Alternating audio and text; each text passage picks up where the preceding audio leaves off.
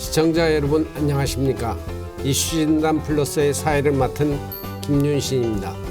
이슈진단 플러스에서는 미세먼지 제대로 알고 해결합시다라는 큰 주제 하에 오늘 9번째 시간으로 미세먼지 관리를 위한 정부와 시민사회의 역할이라는 내용으로 문재인 정부에서의 미세먼지 관리 대책에 대한 수립 배경과 진행 과정, 시민사회의 역할과 새로운 사업 방향 등에 대해 얘기를 나눠보겠습니다.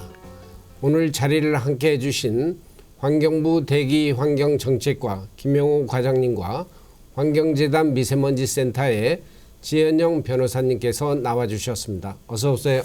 안녕하십니까. 각자 인사 부탁드립니다. 안녕하세요. 환경부 대기환경정책과장 김영호입니다.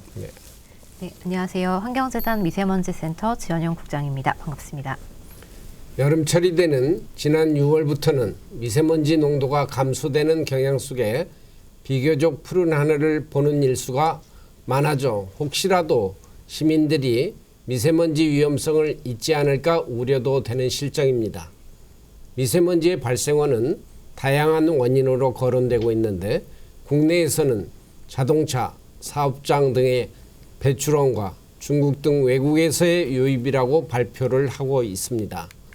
환경부는 지난 6월 28일 대기오염 물질 배출 사업장 관리 3대 정책을 발표했는데 3대 정책 방향은 사업자 관리제도 개선, 오염물질 측정 관리제도 전면 개편, 촘촘한 사업장 감시 실시를 얘기하는 것으로 배출시설 허가제도를 40년 만에 전면 개편하여 지난 2017년부터 통합허가제도를 도입하였습니다.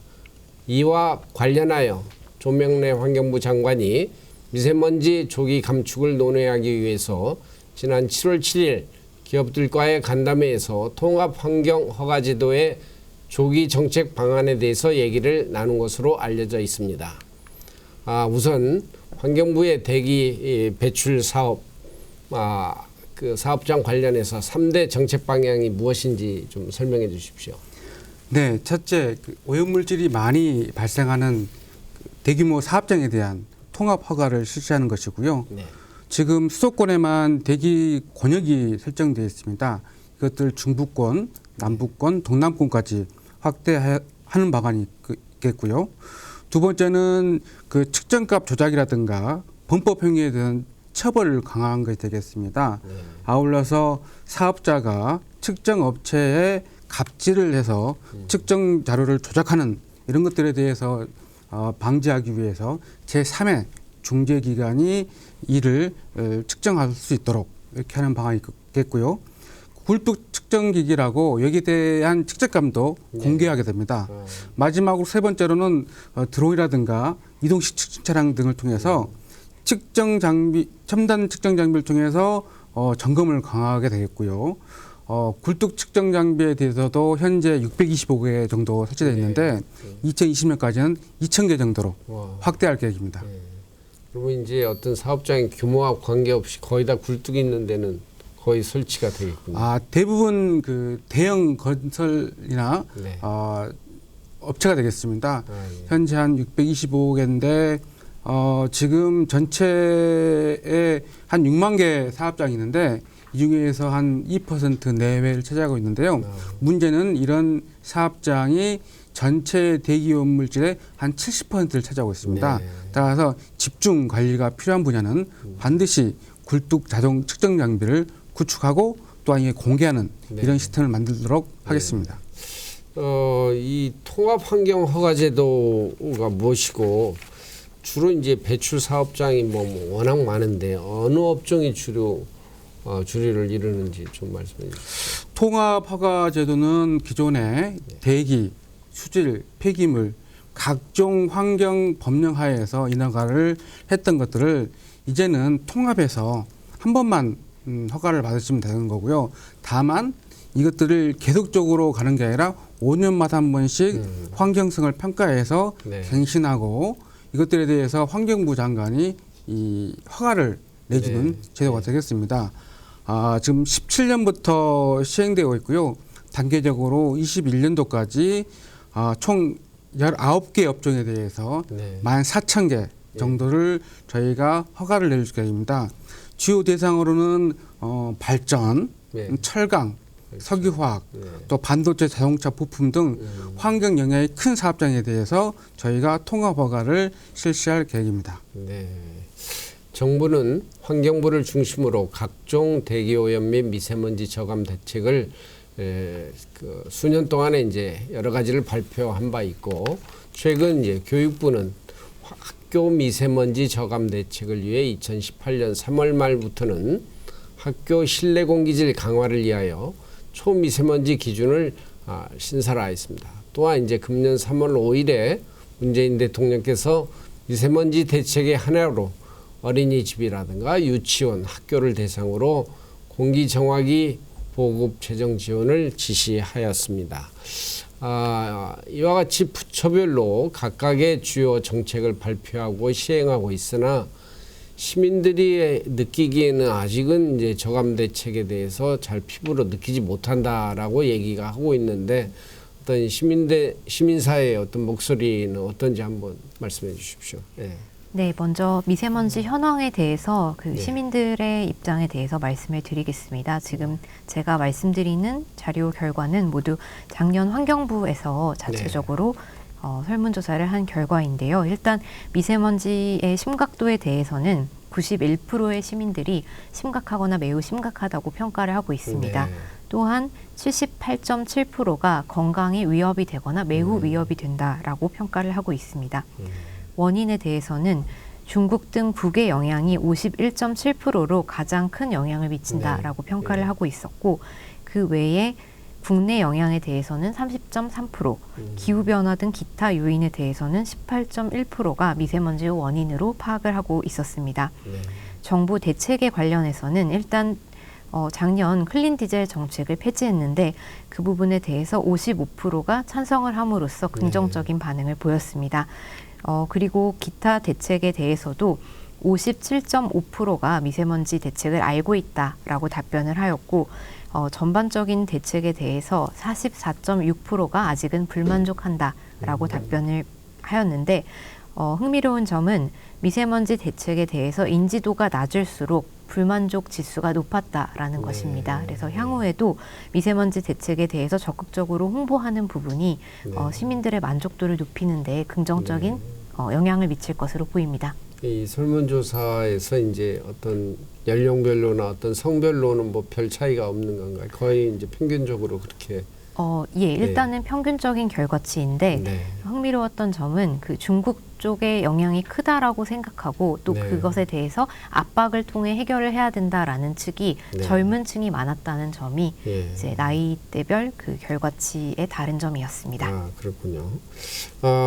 이와 같이 이제 그런 설문조사에서는 이제 심각하다. 그러나 아직은 잘 느끼지 못한다. 이제 근데 이제 서울 이외에 이제 지자체별로 다양한 미세먼지 정책이 수립되고 있는 것으로 알고 있는데, 혹시 지자체 정책에 이제 어떤 것이 있으면 좀 말씀해 주시고, 네. 중앙정부의 정책과 이제 뭐 어느 뭐 차별화가 된 것인지, 뭐 예를 들어서 뭐 서울하고 부산하고 뭐 대도시 뭐 조금 중도시 조금 다르겠죠.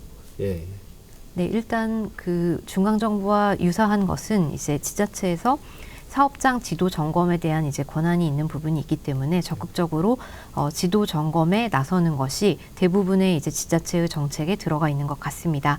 그리고 조금 차이가 있다면 이제 지자체 같은 경우에는 배출 저감보다는 대응하는 쪽에 이제 초점을 맞출 수밖에 없는 소극적인 면이 있기 때문에 그런 측면에서 이제 많은 지자체가 도시숲을 조성하는데 많은 예산을 투여하고 계셨고요. 그리고 에어쉘터라던가 에어커튼 같은 것들을 설치하여서 미세먼지 프리존 만들기에 또 많은 예산을 투여하는 것 같습니다. 예. 이제 환경부의 미세먼지 저감 정책이 지난 정부의 정책과 이제 혹시 어떤 차이가 있는지, 뭐 또는 이제 그 농도 변화와 이제 실상이 어떻게 좀 달라졌는지, 뭐 이런 것에 대해서 한번 좀 말씀해 주십시오. 예, 문재인 정부에서는 아시다시피 미세먼지 저감을 최우선 국정과제로 설정했습니다. 정전 대책에 비해서 2배 이상 네. 강도 높은 목표를 설정하고 전방위적 대책을 수립하고 있는데요. 정전에는 14년 배출량 대비 약 14%를 2020년까지 줄이자 네. 이런 계획이 있었다면 문재인 정부에서는 2020년까지 35.8% 2배 이상 더 강화된 대책을 하겠다 네. 이렇게 했고요. 또 무엇보다도 정부의 정책 목표인 환경 기준도 대폭 강화했습니다. 예를 들어서 석탄 발전 같은 경우는요. 과거에서는 신규 석탄 발전을 허가를 제한하겠다 이런 약간 소극적이었다면 이제는 노후 화력 발전소도 이제 조기에 폐지하고 노후 석탄 화력 발전 같은 경우에도 봄철에는 미세먼지 심할 때는 가동을 중지시키겠다. 또한 발전 상한을 80%까지 제약시키겠다. 이런 과거에 없던 정책들을 저희가 적극 발굴해서 추진 중에 있고 말씀하신 대로 농도 변화에 관해서는 뭐 전문가나 측정 자료를 보면 평년도보다 매년 개선되고 있습니다. 네. 예를 들어서 서울의 경우에도 저희가 2016년 데이터를 보면 PM2.5 농도가 26이었는데 작년에 23까지 떨어져서 약 13% 감소했습니다. 네. 하지만 아시다시피 현재 국민들이 느끼기에는 여전히 미세는 높다. 네. 그리고 데이터도 아직 선진국에 비해는 2배 정도 높은 수준입니다. 그 이유를 살펴보니까 여전히 이제 경제 성장률에 따라서 배출량이 증가한 측면도 있지만 무엇보다도 기후 변화로 인해서 네. 겨울철, 봄철에 그 풍속이 감소가 됩니다. 네. 저희 데이터를 보면은 동절기 때 보통 2m/s 네. 이하로 풍속이 낮은 일수가 2015년에 약 14일이었다면 작년에는 70일까지 예. 대폭 5배 정도 증가를 했거든요. 그리고 강수량도 작년 겨울 봄에 보시면 강수량도 줄어들어서 상당히 불리한 여건이 있다. 그래서 좀 더 적극적이고 좀 더 과감한 정책을 할 필요가 있다. 이런 것들을 저희가 생각하게 됩니다. 결국에 이제 뭐 그 미세먼지의 여러 가지 농도라든가 뭐 분포는 이제 기상 조건과 관련이 있는데 결국에 바람도 잘 안 불고 비도 잘 안 오고 그러면 이제 더 악화가 될 수가 있는 그런 말씀이네요. 그래서 네. 농도는 낮았지만은 네. 일시적인 고농도 현상은 나타나고 있다. 네. 그리고 그것들에 대해서 국민들이 많이 불편해하시고 또 새로운 대책을 요구하고 있다.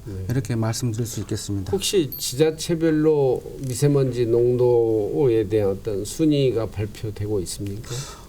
저희가 이제 해마다 실시간 네. 또 연평균 이런 데이터를 실시간 공개를 하고 있습니다. 네. 뭐 아시겠지만 뭐 에어코리아라든가 네. 환경부 홈페이지에서도 저희가 하고 있고 요즘 모바일 웹을 통해서 네, 네. 하고 있습니다. 그래서 뭐 보시면은 뭐 여러 가지 지형적인 여건이라든가 계절 여건이 틀리겠지만 뭐 이런 부분을 보시면 국민들께 쉽게 정보를 받아보실 수 있겠습니다.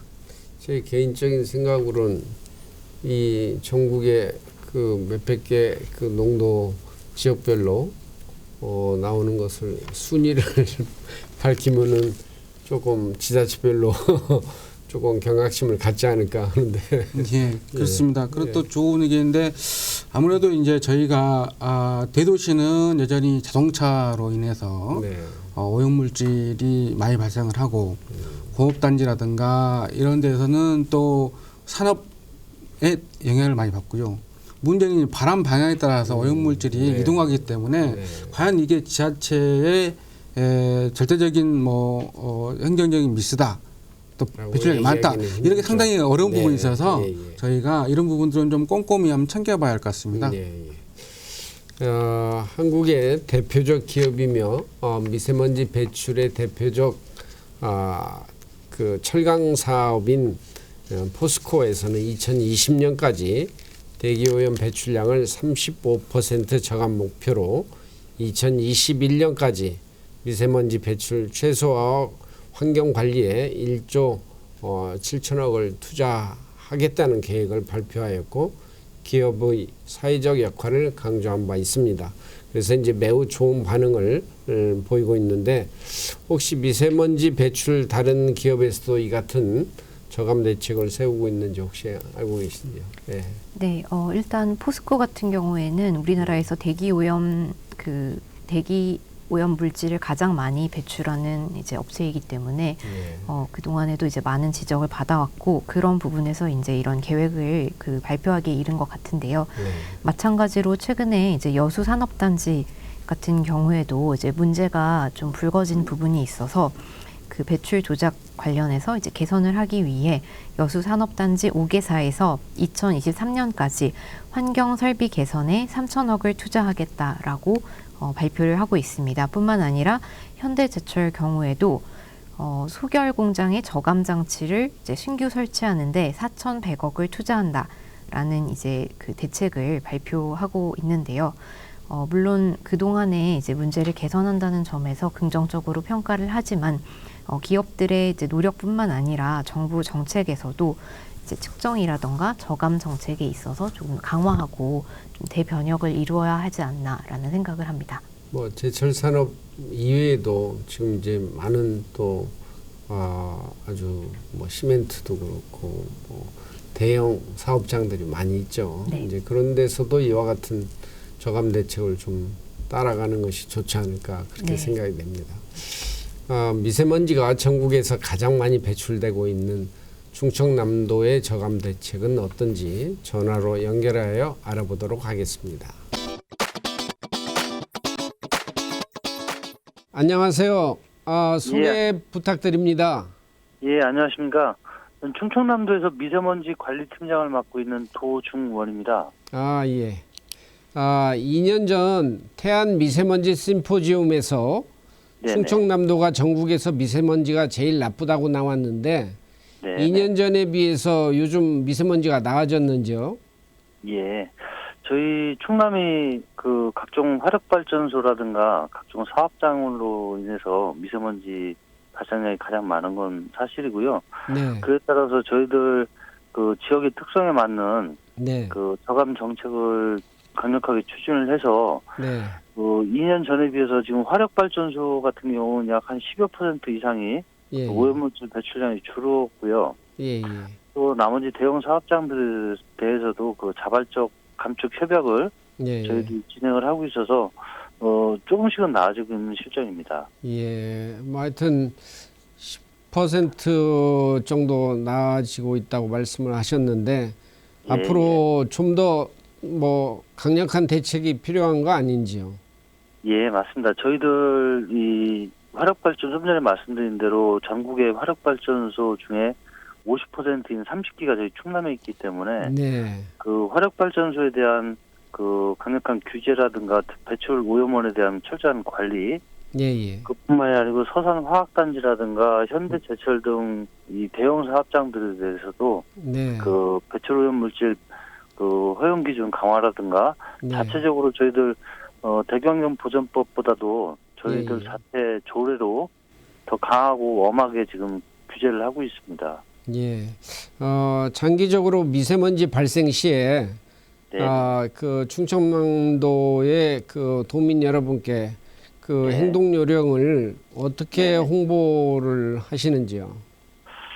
저희들 그 미세먼지가 심각해지고 미세먼지 농도가 높아지게 되면 예. 그 주의보, 경보, 그다음에 예. 더 심하면은 그 비상 저감 발령까지도 진행을 하고 있습니다. 단계별로. 예. 그 도민들한테는 그 SMS 문자로 그 신속하게 상황을 전파를 하고요. 그 가급적 야외 활동을 좀 자제해 주십사 하고 예. 불가피한 경우에는 그 인증된 그 미세먼지 마스크 등을 착용을 해서 네. 그 건강에 피해가 없게끔 홍보를 하고 있고요. 예. 또 이동 오염원에 대한 저감을 위해서 가급적이면 네.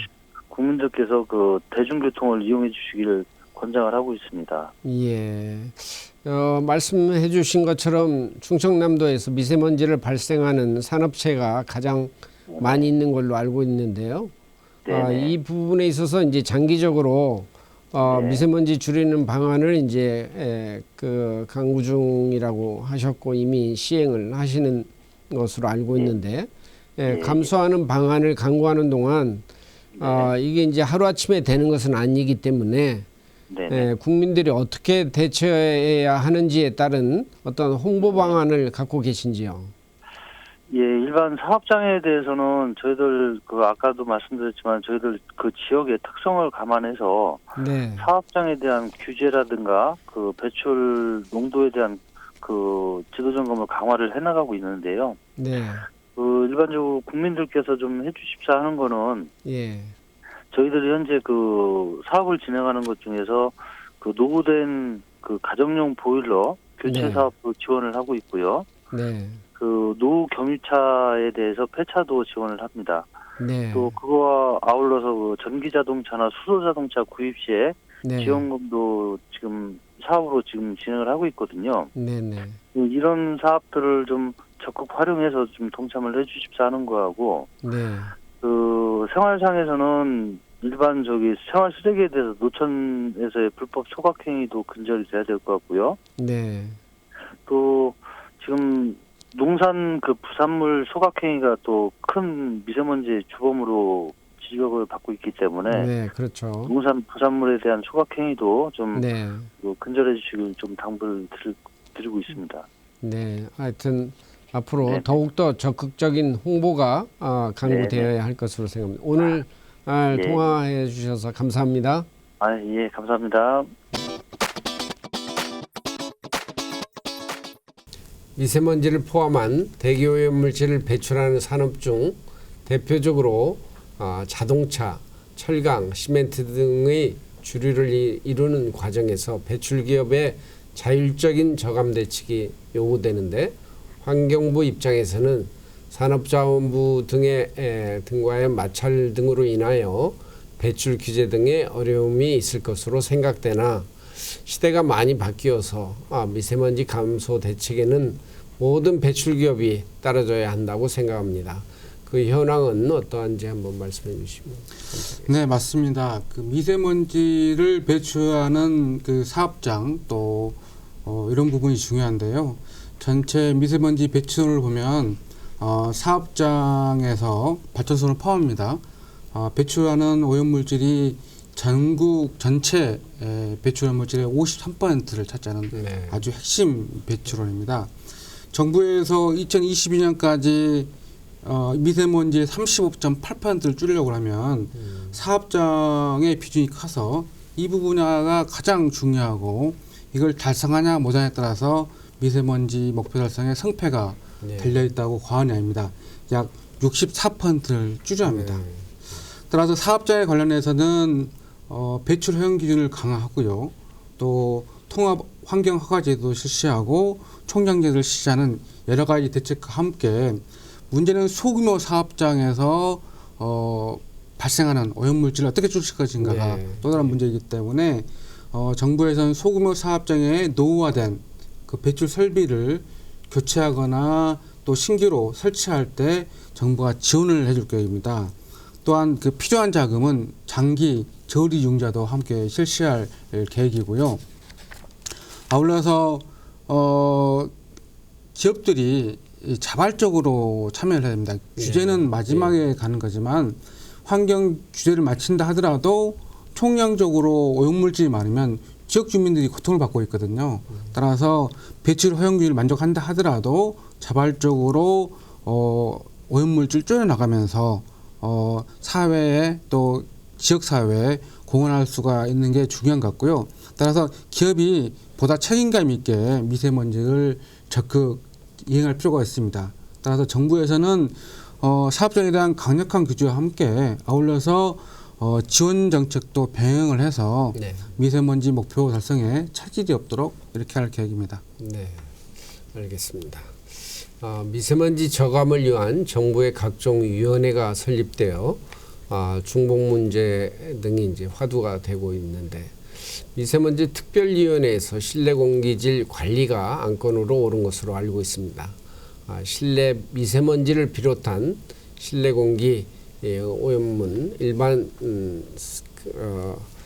사람이 하루에 24시간 중에 이제 80% 이상은 다양한 이제 실내 공간에서 생활하기 때문에 실내 공기질의 문제는 매우 시급한 문제라고 할 수가 있습니다. 특히 이제 지하철 역사라든가 사무실, 학교, 병원, 어린이집, 요양원 등의 다중이용 시설도 실내 공기질 관리법에 의해서 이제 의무적으로 우리가 환기 설비를 해야 하는데, 정부는 이제 취약계층의 이용 시설에 대해서 이제 한 8천여 곳에 공기정화 설비 설치를 지원하는 것으로 이제 했습니다. 그래서 이것에 대한 어떤 시민사회의 어떤 의견은 어떠한지 말씀해 주세요. 네. 네. WHO에서도 그 실내 공기질의 관리의 중요성에 대해서 강조를 하고 있고, 또한 그 야외 장시간 노동자보다도 집안에서 그 요리를 하고 이제 그 집안 관리를 하는 주부들이 훨씬 더 대기 오염의 위험군이다라고 평가를 할 정도로 실내 대기 오염이 심각한 것으로 알고 있습니다. 그런데 아직 시민들께는 그 부분이 충분히 이제 인지되지 못한 부분이 있는 것 같고, 그런 면에서 이렇게 정책적으로 환기 설비를 설치하고 공기 정화 설비를 지원하는 것은 바람직한 방향이라고 생각을 합니다. 이제 다만 그 소외계층이나 저소득층일수록 그 대기 오염에 대해서 소모하는 비용도 적은 것으로 이제 통계치에서 나타나고 있는데, 누구나 좀 좋은 공기질을 실내에서 누릴 수 있도록 저가형 공기 정화 설비를 보급하고, 그리고 향후에 필터 관리 부분에서도 이제 비용을 좀 지원을 하거나 이제 충분히 관리하는 방안이 함께 병행되어야 한다라고 생각합니다. 네, 알겠습니다.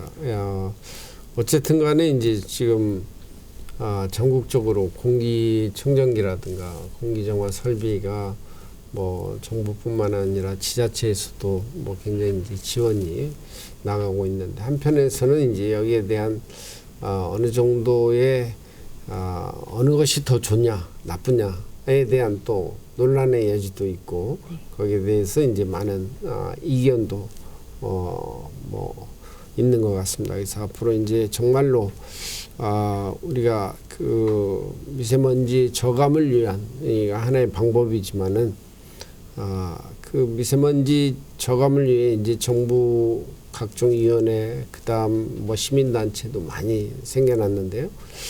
이제 실질적으로 시민단체도 이제 뭐 정말로 많이 있는 것으로 알고 있는데, 어떤 사업을 주로 많이 하고 있다고 생각되시고, 또 일반 시민들한테 피부로 느낄 수 있는 어떤 정책이 뭐라고 생각하시는지. 네. 시민단체로서 뭐 도시숲을 확대하는 그런 사업이라던가, 네. 또 뭐 친환경 보일러를 보급하는 사업 등도 기업과 함께 하고 있습니다. 그러나 시민단체의 가장 중요하고 본질적인 역할은 정책 모니터링이라고 생각합니다. 그래서 그 어떤 정책이 현재 어떻게 시행이 되고 있고 예산이 어떻게 쓰이고 있는지에 대해서 잘 모니터링해서 그 부분에 대해서 시민들께 쉽게 느껴질 수 있게 전달하는 역할을 하는 것을 시민들도 가장 피부로 느낄 수 있는 정책이라고 생각합니다. 네. 뭐 이제 저도 이제 이 관련된 일을 하고 있으니까 보면은 이제 우리가 일반 그 시민들한테 공기의 중요성이 예전에는 잘 아주 무시한 상태였죠. 우리가 이제 물에 대한 중요성을 엄청나게 많이 하다가 한동안 이제 최근 들어서는 이제 그 미세먼지로 인해서 눈에 보이니까 다행히도 이제 눈에 보일 정도로 악화돼서 이제 관심의 대상이 됐는데, 실질적으로 이제 공기의 중요성에 대해서 일반인들이 잘 못 느꼈죠. 근데 이제 우리가 일반적으로 뭐 그 숨 쉬는 거 3분만 숨을 안 쉬면은 사망에 이르는 이런 공기의 중요성을 이제 다 등한시 해오던 탓에 이제 제가 관여하는 이제 세계 맑은 공기 연맹에서는 우리가 이제 공기의 날을 매년 정해가지고 10월 22일을 이제 그렇게 정해가지고 그 공기의 날 행사를 했습니다. 그 중에 이제 저희가 금년이 이제 10년째 되고 있는데, 그 주로 뭐를 하냐? 그러면 이제 공기 중요성을 알리기 위해서는 역시 어린 나이부터 그 어떤 교육이라든가 어떤 인식의 변화가 필요하다고 생각됩니다. 그래서 이제 저희는 어린이들에게 푸른 하늘, 대한 어떤 공기의 중요성을 연상시키기 위한 그린 공모전을 이제 저희가 계속적으로 했는데 거기에 대한 반응이 굉장히 다들 좋은 것 같습니다. 그래서 저희가 앞으로는 작년에는 이제 한중일 어린이 그림 공모전을 했고 앞으로는 전 세계 어린이들이 공기의 중요성을 인식할 수 있는 어떤 홍보 차원에서 이제 그림 공모전을 관련 단체라든가 국제적인 기구와 연계해서 그걸 해보면 어떤가 하고 이제 지금 제안을 하려고 하고 있습니다. 이런 것들이 이제 하나의 저희 이제 시민단체에서의 또 하는 일의 역할이 될 수가 있는 거죠. 네.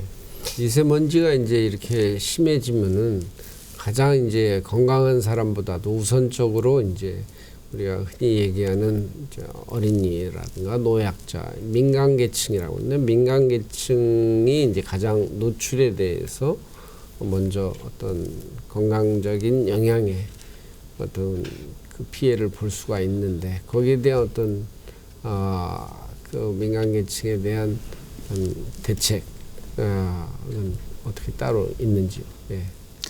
이번에 그 시행되고 있는 미세먼지 저감 및 관리한 특별법에 보시면은 소위 말하는 민감계층, 취약계층에 대한 보호 대책을 정부가 반드시 해야 된다. 네. 강제 규정을 했습니다. 따라서 정부에서는 어린이 노약자 그리고 생활이 불편하신 분들을 위해서 저희가 보호 대책을 강구하고 있고요. 그들이 환경부는 뭐 기준을 정하고 매뉴얼 정하겠지만 알다시피 보건복지부, 교육부, 노동부 예. 이런 관계부서가 별도의 매뉴얼을 만들어서 민간계층에 대한 보호 대책을 할 수 있게끔 저희가 준비는 돼 있습니다. 예. 예를 들어서 저희가 농어촌에 계신 분들을 위해서는 그 미세먼지 쉼터라든가 마을회관 같은데 네. 저희가 미세먼지 저감을 위한 공기청정기라든가 네. 또 미세먼지 심할 때는 또 그 집에 거주하신 분들이 마스크 사는 것도 부담이 네. 되는 거거든요. 네. 그래서 지하철 통해서 마스크를 좀 보급할 수 있게끔 네. 이렇게 저희가 이번에 추경에도 반영을 해서 하고 있고요. 앞으로 이제 시행령 개정을 좀 통해서 농촌이나 어촌 부분들 또 야외에서 장기간 근로하신 그 노동자 분들에게도 보다 세밀하게 네. 대책이 이루어질 수 있도록 하겠습니다. 예. 이 미세먼지가 이제 크게 이제 우리가 대도시에서 이제 문제가 되고 그다음 이제 뭐 대도시하고는 이제 조금 차별화됐지만 우리 농어촌 이렇게 많이 비교를 할 수 있고요. 그다음에 이제 산단 지역이 이제 가장 또 문제가 되거든요. 그래서 이제 이 각각에 있어서 이 그 발생 원인이 이제 뭐 지역별로 다를 것 같은데 그런 특히 농촌 지역에서는 뭐가 문제고 어떻게 또 관리를 해야 되는지 어떤 시민들이 할 수 있는 그런 역할 같은 것 좀 말씀해 주세요. 네, 보통 흔히 생각하기를 이제 도시에 살면 훨씬 더 대기 오염에 취약하다라고 생각하실 수 있는데요. 2017년도에도 그 전북 익산이 미세먼지의 가장 그 높은 그 네. 오염도가 높은 지역이라고 이제 결과가 나와서 많은 분들이 깜짝 놀라는 일도 네. 있었습니다. 네. 그만큼 그 전구 물질로서 그 축산에서 나오는 암모니아라던가 네. 또는 그 농촌에서의 불법 소각이라던가 뭐 화목 보일러의 사용 등이 그 배출원으로서 아주 큰 비중을 차지하고 있다라고 생각합니다. 그런데 이 부분에 대해서 아직 그 일반 시민들이나 또 이제 지자체 쪽에 충분히 홍보가 되지 못한 부분이 있는 것 같습니다. 그래서 아직도 이게 대기오염 배출 물질을 발생시킨다라는 생각을 하지 못하고 불법 소각 등이 많이 이제 자행되고 있는 것으로 알고 있는데요. 그런 부분에서 좀 이제 개선이 필요할 것 같다라는 생각이 듭니다. 그리고 축산 쪽에 있어서는 아직 그 원인이라던가 그 양이라던가 이런 부분들이 충분히 규명되지 못해서 그것에 대해서도 향후 조금 더 연구가 필요할 것 같습니다.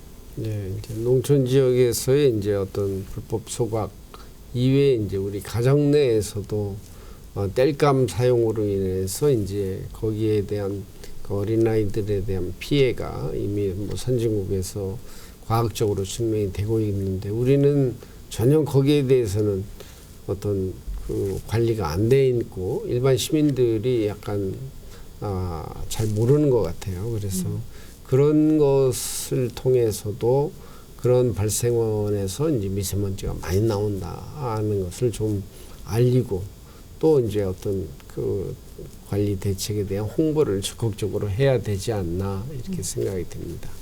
환경부에서는 이제 미세먼지 대책 수립 시에 전문가 위에 이제 시민단체 의견도 이렇게 수렴하고 계시죠. 네. 미세먼지의 이제 그 과학적이고 융합적인 관리를 위해서는 이제 정부 대책뿐만 아니라 시민사회와의 소통이 가장 중요하다고 생각되는데 이제 이 소통이 말로만 소통이 쉬운데 실질적으로 어려운 점이 많잖아요. 그래서 어떤 방향의 소통이 그 적절하다고 생각하시는지 좀 한번 말씀해 주세요. 네, 물론 쌍방향 소통이 돼야 되겠죠. 뭐 답담도 있지만 무엇보다도 미세먼지 해결에 대한 공감대를 중심으로 해서 물론 여러 가지 툴은 다를 수 있겠지만 같이 고민하고 같이 노력하는 이런 지향점을 갖고 한다는 게 중요하다고 생각합니다.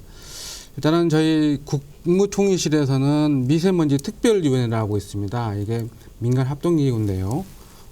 정부 정책에 대해서 조정, 심의하는 기구가 있습니다. 아울러서 4월 28일 날 반기문 위원장을 중심으로 해서 국가기후환경회의가 출범했습니다. 네. 여기에서는 미세먼지 대책에 대한 국민의 공감대를 통해서 정부한테 자문을 하고 제언하는 이런 조직이 되겠고요. 아울러서 뭐 민간 정책 협의회라든가 다양한 여러 가지 거버넌스를 통해 가지고 시민사회 분들이 대책의 수립, 집행, 평가 또한 이한 피드백까지 같이 할 수 있는데 같이 하고 있습니다. 물론 또 수시로 자문회의나 포럼 등을 통해서 시민사회 의견을 수렴하고 있고요. 근데 말씀하신 대로 이게 일방적이지 않나, 또 이게 정부 정책을 홍보하는 거 아닌가, 이런 부분이 없지 않습니다. 근데 시민사회는 국민의 눈높이에서 정책을 평가하고 말씀하신 대로 모니터링하는 기능이 있기 때문에 이런 부분들과 같이 한다면 좀 더 한 걸음 진전된 평가가 될 수 있고요. 무엇보다도 정부와 시민사회가 같이 가야지 미세먼지 대책을 완벽하게 네. 또 국민의 눈높이에 맞게끔 만들 수 있기 때문에 정부와 시민사회 협력이 어느 때보다 더 중요한 때입니다. 네. 우리 지 국장님 어떻게 생각하세요? 네, 저 역시 일단 과장님 말씀에 전반적으로 동의하고요. 시민사회뿐만 아니라 이제 일반 시민과의 관계에서 그동안에 대기오염 정책에 있어서 약간의 불통이 있었던 것 같습니다. 그런데 이제 그 부분이 조금 바로 잡혀지고 있다라고 생각이 드는 것이 예컨대 그 중국의 영향에 대해서 재작년 조사까지만 해도 70%에서 80% 이상이 중국 영향이다라고 생각하시는 것이 이제 대부분이었다면 이제 이번 조사에서는 51.7%라는 것이 이제 그 중국이나 국외적인 그 요소뿐만 아니라 국내 정책 부분에 대해서도 변화가 필요하다라는 부분에 그 시민들이 공감을 하고 이제 생각을 좀 바꾸고 있다라고 판단이 됩니다. 그래서 그런 면에서 꾸준히 이제 소통하고 특히 그 부분에 있어서 조금 과학적인 그런 근거와 그리고 어떤 정책을 폈을 때 이런 결과가 나올 것이다 라는 시뮬레이션을 정확히 제시해 주시는 것이 필요할 것 같습니다. 예를 들어 고농도 시기에도 특히 비상저감 조치를 이제 시행함에 있어서 차량 이부제를 하면 어떤 효과가 나타난다, 몇 프로 저감이 된다라는 부분이 이제 제시가 된다면 시민들이 조금 더 적극적으로 동참할 의사가 충분히 있을 것이다라고 평가합니다. 네, 어쨌든 간에 이제 소통이라는 것은 이제 과학적인 자료에 의해서 정확한 정보의 제공, 이게 이제 필수적으로 우리가 따르는 거죠. 그래서 이제 뭐 흔히들 일반적인 환경 쪽에서 위해성 소통에 대한 얘기를 할 때 가장 중요한 것이 이제 정확한 정보의 제공이기 때문에 어떤 정부 측에서는 정확한 정보를 제공하고 또 시민단체에서는 또는 다른 시민사회에서도 마찬가지로 거기에 대한 올바른 평가를 통해서 서로가 소통하는 그런 방법이 이제 좀 중요하지 않나 이렇게 생각합니다.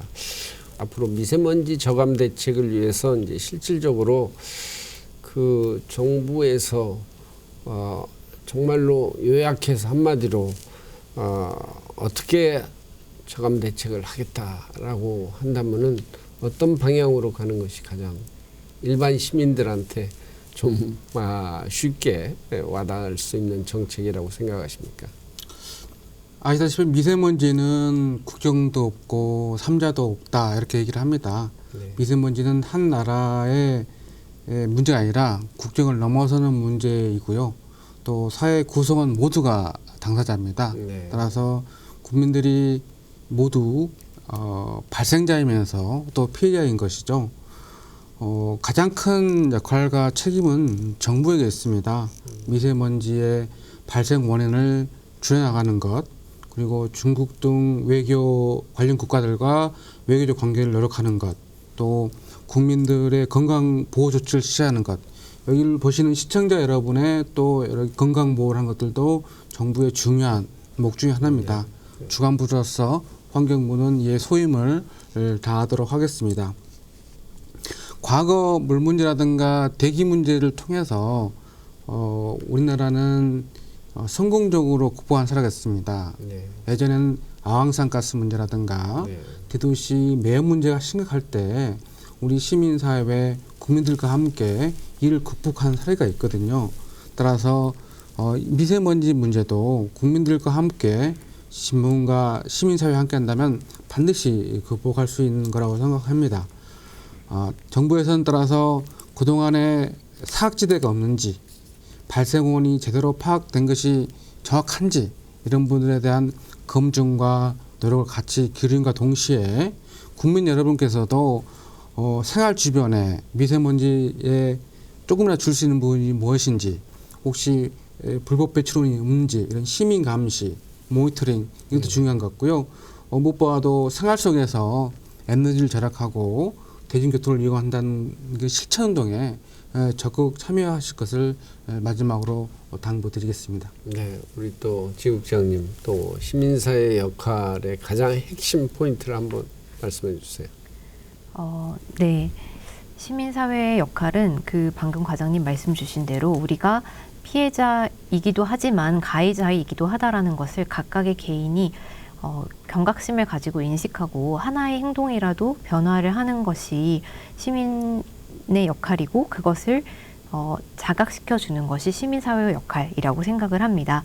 설문조사 결과를 보았을 때 그 시민 실천 운동에 참여를 하겠다라는 분들이 72.4%이고 친환경차 구입에 있어서도 작년에는 91% 정도가 구매 의사가 있다라고 밝혔는데 올해에는 94% 정도로 3% 정도가 증가했습니다. 이렇게 시민들이 나도 무언가를 이제 변화에 참여를 하겠다라는 의사는 있지만 아직 어떤 방향으로 가야 되는지에 대해서 정확히 알지 못하는 경우들이 있는 것 같습니다. 그러한 예로서 전기료 부담에 대해서 51.4%가 전기료가 늘어나는 것에 대해 반대를 하고 또 비용을 부담할 의사가 없다라고 답변해 주신 분들의 대다수가 그 이유로서 그 본인의 행동이 효과가 없을 것 같다라는 것이 컸습니다. 그래서 시민사회에서는 지금 왜 전기료가 올라야 하는지라던가 왜 에너지라던가 교통 정책의 변화가 있어야 하는지에 대해서 본인의 생활과 매우 밀접할 수 있다라는 부분들을 더 많이 홍보하고 자각시키고 한 명이라도 변화할 수 있는 방향으로 노력을 해야겠다라고 생각합니다. 예, 미세먼지 또 공기오염 자체는 우리가 눈에 보이지 않기 때문에 시민들이 어떻게 실천해야 하나 하는 그런 의문점을 많이들 제기하고 있습니다. 그러나 이제 어쨌든 간에 지금 말씀해 주신 것처럼 우리가 생활 속에서 어떤 형태로 우선 주변에 어떤 에너지 전략부터 시작해서 또 뭐 대중교통 이용이라든가 이런 것 자체가 아주 작은 실천 운동이 아닌가 이렇게 생각이 듭니다. 자, 오늘은 미세먼지 제대로 알고 해결합시다의 9번째 시간으로 미세먼지 관리를 위한 정부와 시민사회의 역할이라는 주제로 환경부 주무과장님과 시민단체 환경재단 사무국장으로부터 얘기를 들었습니다. 오늘 출연해 주셔서 감사합니다. 미세먼지 문제는 정부의 관리만이 아니라 우리 시민이 자발적으로 생활 속에서 해결해야 할 부분입니다. 이슈진단 플러스에서는 미세먼지의 해결을 위해 최고의 전문가들의 고견을 듣는 시간으로 향후 국가의 미세먼지 관리 대책 및 보건복지 정책에 도움이 되도록 노력할 예정이오니 여러분의 건강을 위하여 다음 주 이 시간에도 채널 고정해 주시기 바랍니다. 시청해 주신 여러분 고맙습니다.